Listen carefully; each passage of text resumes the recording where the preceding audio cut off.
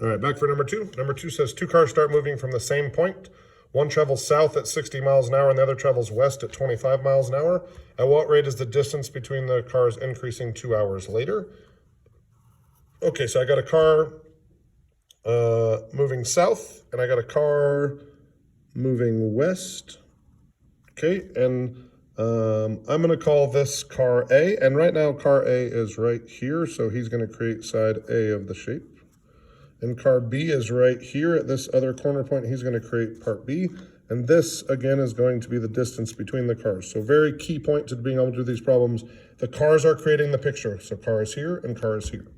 Okay, it says that the first car travels at 60 miles an hour. That's the guy going south, so 60 miles an hour. So that's dA dt. And it doesn't matter that he's going down or south. It matters that his side of the shape is getting bigger. So dA dt is a positive rate. Same thing with dB dt.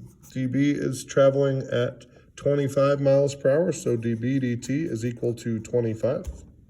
And the question is, at what rate is the distance between the two cars increasing? So that's a question, again, of dD dt equals, I'm not sure. And then the when information here is the challenge. It doesn't say when this one is that far. It says 2 hours later. So if car A travels 60 miles an hour for 2 hours, then side A will be 120.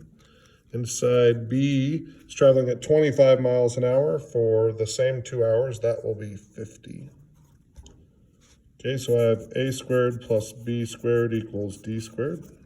So I get 2A dA dt plus 2B dB dt equals 2D dt.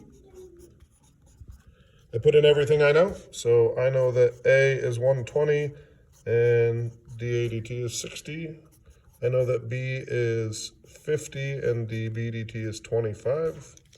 I don't yet know this D value. I'm gonna have to draw my specific moment in time triangle. So at my specific moment in time, this side's 120, this side's 50.